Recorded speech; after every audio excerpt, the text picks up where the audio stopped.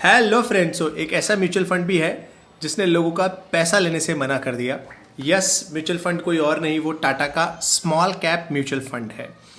इसको ज़रा डिटेल में समझते हैं कि ऐसा क्यों हुआ है, क्यों म्यूचुअल फंड ने लमसम अमाउंट लेने से सस्पेंड कर दिया हुआ है, एसआईपी को अभी तक चालू रखा है। तो इसके पीछे का थोड़ा सा फिलॉसफी समझ लेते हैं, थॉट प्रोसेस समझ लेते हैं। इससे हमको हमारी इन्वेस्टमेंट की जर्नी को आगे कंटिन्यू करने में डेफिनेटली हेल्प मिलेगा। ये रही वो न्यूज़, आप यहाँ पे देख सकते हो। Tata mutual fund suspends lump sum flows in small cap scheme.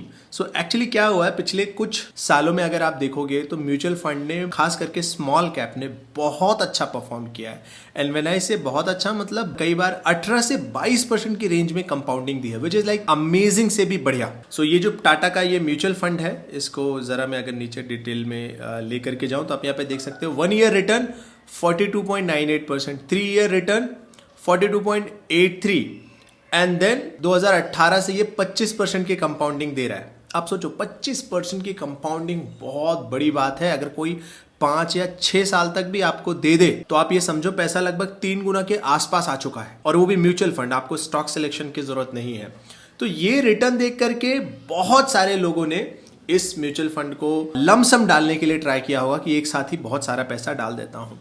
अब पैसा तो इनके पास चला जाएगा, लेकिन उस पैसे को डिप्लॉय कहां करिए। एज अ फंड हाउस जब ये रिसर्च कर रहे होंगे, एनालाइज कर रहे होंगे, तो इनको भी समझ में आ रहा होगा ना कि यार इतना पैसा आ रहा है, लेकिन इन्वेस्ट करूं भी तो कहां पे करूं। इन्होंने अपनी रिसर्च करी होगी, कुछ उसके हिसाब से निकाला होगा कि यार यहाँ वैल्यूएशन सही है, ये कंपनी अच्छी है, ये कंपनी में इन्वेस्ट किया जा सकता है। तो उस एनालिसिस के हिसाब से सारी कंपनियां एग्जॉस्ट हो गई होंगी। स्मॉल कैप मतलब कितनी बड़ी कंपनी, 5,000 करोड़ की, 7,000 करोड़ की, 8,000 करोड़ की, 3,000 करोड़ की, इसी रेंज की कंपनियों में इन्वेस्टमेंट होता है। अब ये 5,000 करोड़ की कंपनी में आप समझोगे लगभग 70%, 60%, 50% तो प्रमोटर्स के पास होता है। बचा हुआ 50% ही पब्लिकली अवेलेबल होता है। फिर उसमें और भी अलग अलग इंस्टीट्यूशन इन्वॉल्व होते हैं, तो बहुत कम जगह होती है। कम जगह यानी आप ज़्यादा से ज़्यादा कितना डाल सकते हो, 500 करोड़, 400 करोड़, 300 करोड़।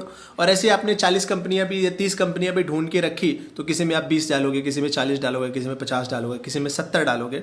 उसके बाद आपको नया अपॉर्चुनिटी दिखता नहीं है कि यार कहां और डाल दूं मैं पैसा, और अगर कहीं और आप ज्यादा बढ़ा देते हो तो रिस्क हो जाता है। तो इसलिए कई बार क्या होता है, म्यूचुअल फंड हाउसेस सस्पेंड कर देते हैं लमसम लेना, कि भाई लमसम नहीं लेंगे। जो एसआईपी के थ्रू आ रहा है उतना तो मंथली डिप्लॉय कर सकते हैं, उतने के लिए हमारे पास रिसर्च है, एनालिसिस है, उतना हम एब्जॉर्ब कर लेंगे। बट अगर कोई ज्यादा पैसा हमारे पास आ रहा है तो मुश्किल है, तो इसको सस्पेंड कर देते हैं। क्या ये पहली बार हो रहा है? नहीं, इसके पहले कई सारे म्यूचुअल फंड ने ये चीज की हुई है।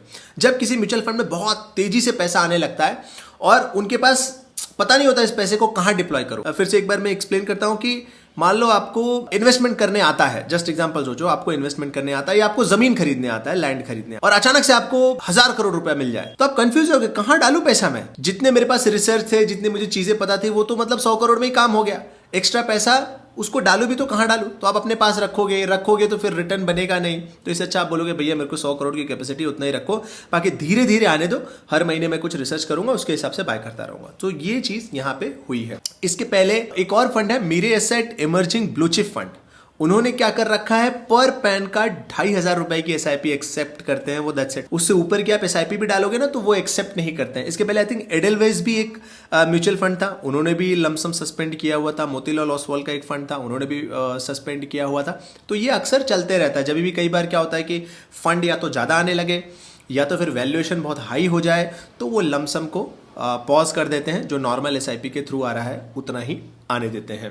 आप ये आर्टिकल को भी, मैं इसका लिंक भी वीडियो के नीचे दे दूंगा, आप उसको देख सकते हो और अपने हिसाब से पढ़ सकते हो। There are opportunities in the small cap space, the category has been seeing strong inflow, we felt it would be prudent to stop lump sum for the time being and have SIP and STP as the only mode of investing starting from 1st July. This will allow more time to deploy and will calibrate inflow. So इससे कोई डरने, घबराने या tension लेने की जरूरत नहीं है। आप दूसरे फंड की तरफ देख सकते हो। प्लस इससे एक चीज ये भी समझ में आती है कि पिछले 3-4 महीने में जो स्मॉल कैप में रैली आई है, किसी स्मॉल कैप में 40%, 30%, 25%, इतनी तेजी से रैली आई हुई है स्मॉल कैप्स में। अब यहां से ये थोड़े स्लो डाउन होंगे या तो फिर थोड़ा पॉज ले सकते हैं, मतलब थोड़ा या तो स्लो बढ़ेंगे, या तो जहां पे है थोड़ा टाइम पॉज लेकर के फिर नया लेग ऑफ मूवमेंट आ सकता है। तो म्यूचुअल फंड हाउसेस इसीलिए एटलीस्ट स्पेसिफिकली टाटा के बारे में बात करें तो उन्होंने इसलिए इसके हो सकता है पॉज किया हो। यहाँ से अगर मार्केट और